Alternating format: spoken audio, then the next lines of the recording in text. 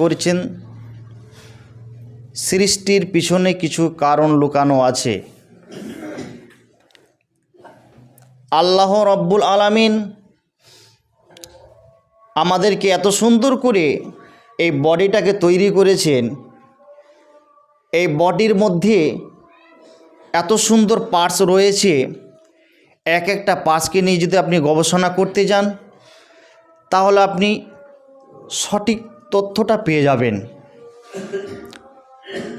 আল্লাহ রাব্বুল আলামিন যে আমাদেরকে এত সুন্দর জবান দিয়েছেন কথা বলার জন্য, এই জবান দিয়ে, এই মুখ দিয়ে এত সুন্দর সুন্দর আমরা কথা বলি।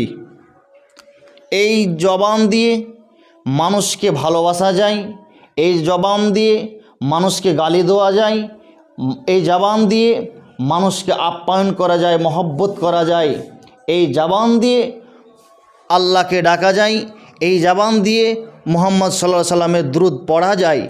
প্রতিটা এই জবানের দ্বারা দিয়ে আমাদের অনেক রকম কাজ হয়। ভাই বাবজি আমার, এই জবানটাকে আমাদেরকে কন্ট্রোলে রাখতে হবে, সব সময় তাকওয়া রাখতে হবে, সব সময় ভয় রাখতে হবে।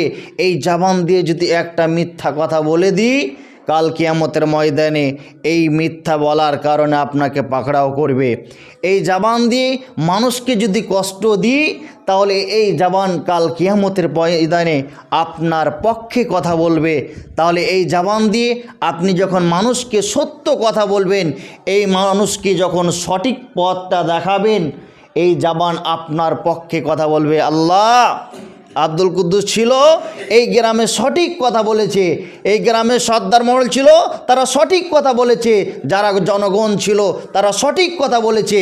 কাল কিয়ামতের ময়দানে আপনার পক্ষে কাল কিয়ামতের ময়দানে জবাব দিবে। তাহলে বাপ আমার, এই জবানকে আপনাকে কন্ট্রোলে রাখতে হবে, সঠিক কাজে আপনাকে ব্যয় করতে হবে।